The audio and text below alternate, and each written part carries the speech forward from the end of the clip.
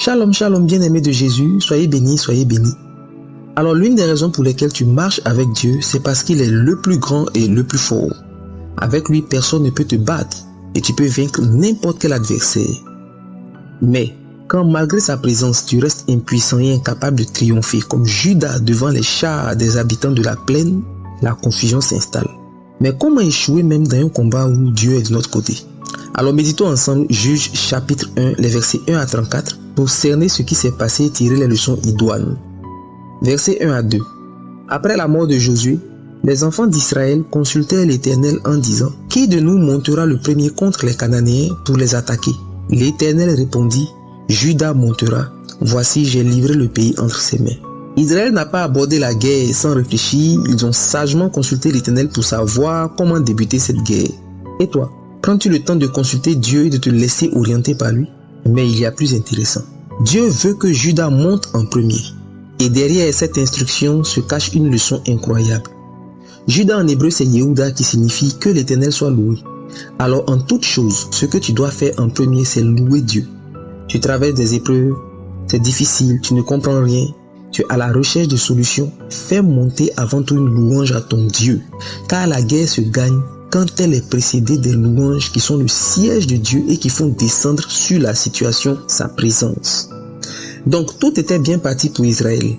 Judas monte avec Siméon, son frère, et inflige aux résistants la raclée du siècle, versets 4 à 17.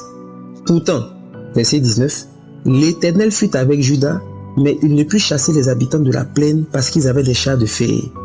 Comment ça? Avec Dieu, cette fois-ci, ils ont échoué. Dieu n'est-il pas tout puissant? Comment c'est possible? En plus, il n'y a pas que Judas. Verset 27. Manassé s'est heurté aux habitants de Beth-Shean. Verset 29. Ephraïm n'a rien pu faire contre les Cananéens de Gézer. Verset 30. Zabulon devant les habitants de Kitron et de Naalol. Verset 31 et 32. Rebelote pour Aser et Nephtali. Verset 34. Dan même c'est le bouquet. Ils ont été repoussés des plaines jusque dans la montagne par les Amoréens. Comment tout ceci est possible? Eh bien la réponse est simple.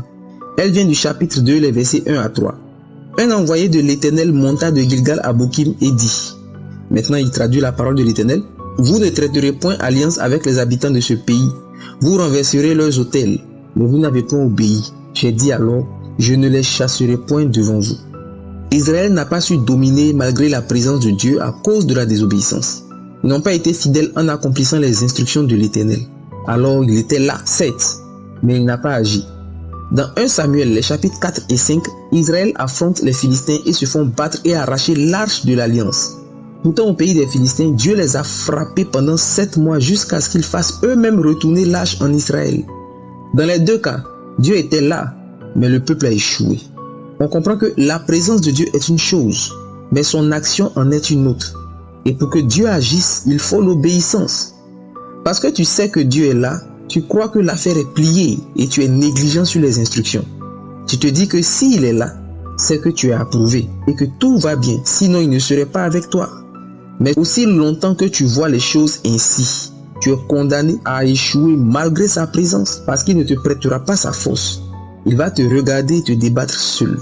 De l'autre côté, comme au verset 2 du chapitre 2, lorsque Dieu vient, il faut renverser les autels. Sinon tu ne pourras pas bénéficier de la puissance de Dieu, tu seras limité. Dieu avait choisi Gédéon, mais pour que Gédéon éveille sa vaillance, il devait renverser l'autel de la famille de son père.